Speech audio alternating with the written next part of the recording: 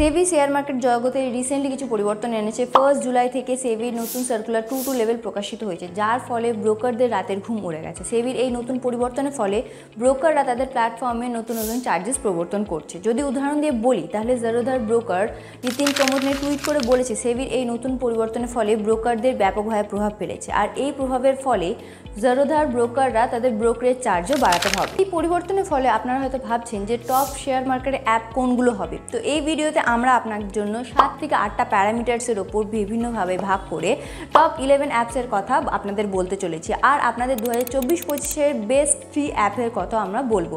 তো এই ভিডিওটাতে সেবির ভবিষ্যতে কি পরিবর্তন আনতে চলেছে সেই কথাগুলোও বলবো। তো ভিডিও শুরু করার আগে আপনাদের কাছে একটাই অনুরোধ, যদি এই ভিডিওটা আপনাদের কাছে ইনফরমেটিভ লেগে থাকে আর ভালো লেগে থাকে তাহলে একটা ছোট্ট থেকে কমেন্ট করে দেবেন।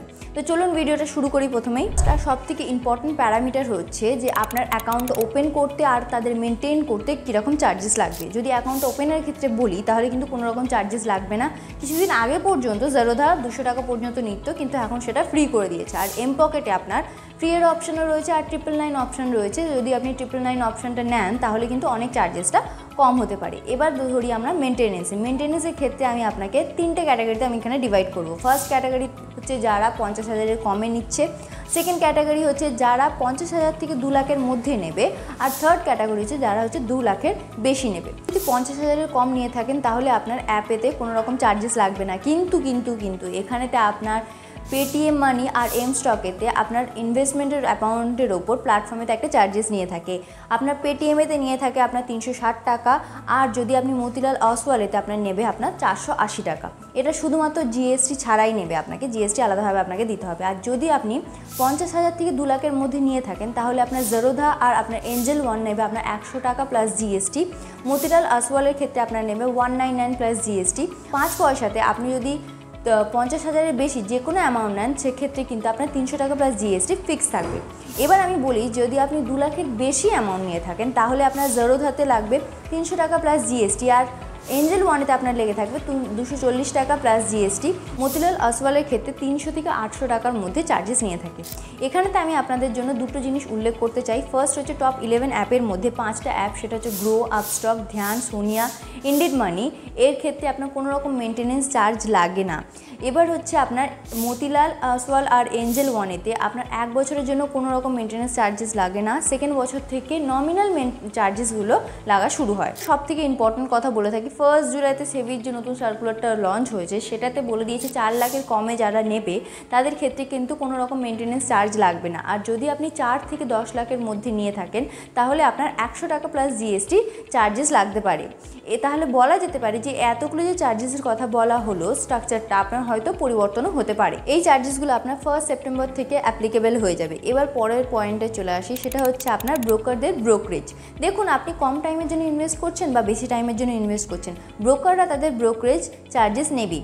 এবার যদি বলি যে যদি আপনি বেশি টাইমের জন্য ইনভেস্ট করেন, ধরুন একদিনের বেশি টাইমের জন্য ইনভেস্ট করছেন, তাহলে আপনার কাছ থেকে ডেলিভারি চার্জেস নেওয়া হবে। আর যদি আপনি সেই দিনেতে মানে আপনার বাইং বা সেলিং শেয়ারের সেই দিনেতেই করে থাকেন তাহলে আপনার ইনট্রেডি চার্জেস নিয়ে থাকবে। এখানে আপনার জরোধা আর ধান দুজনকার চার্জেসগুলো কতটা সেমই রয়েছে।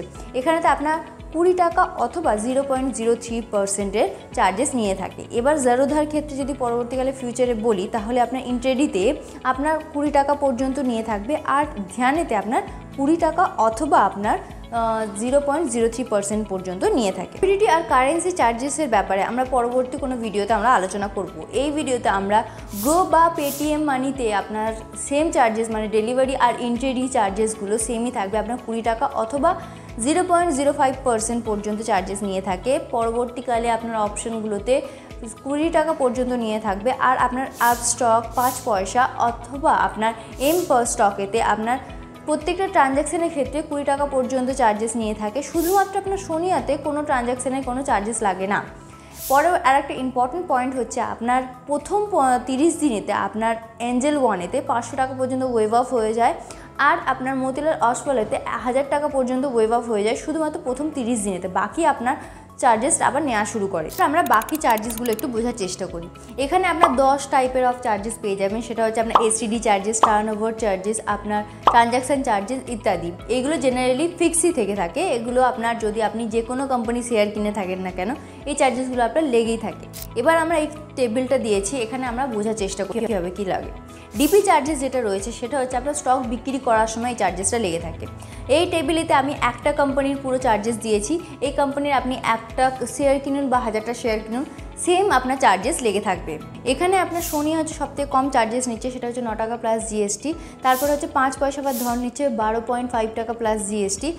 গ্রো, এম স্টক আর আপনার ইন্ডিড মানি এরা নিচ্ছে আপনার 13.5 টাকা প্লাস জিএসটি। এখানে আপস্টক হচ্ছে সব থেকে বেশি নিচ্ছে, সেটা হচ্ছে আপনার 18.5 টাকা প্লাস জিএসটি। পেমেন্ট গেটওয়ে মানে আপনি 2 লাখ টাকা পর্যন্ত ট্রান্সফার করতে পারেন সেখানে, তবে আপনার এনইএফটি বা হচ্ছে আরটিজিএস এর মাধ্যমে চার্জেস করা হবে। গ্রো, ধ্যান আর আপনার হচ্ছে এঞ্জেল ওয়ানে কোনো রকম চার্জেস লাগে না। সোনিয়াতে আপনার 7 টাকা পর্যন্ত লেগে থাকে, আর বাকি ক্ষেত্রে আপনার 9 টাকা থেকে 11 টাকা পর্যন্ত চার্জেস লেগে থাকে। এবার হচ্ছে আপনার হচ্ছে অটো স্কোয়ার কাট অফ। এর মানে হচ্ছে আপনার ইনডেতে যেদিনকে আপনি আপনার স্টকের কেনা বেচা সেম দিনকে করতে হবে, আর তার সময়সীমা হচ্ছে আপনার 3:15 পর্যন্ত। 3:15 আপনাকে স্কোয়ার অফ করতে হবে।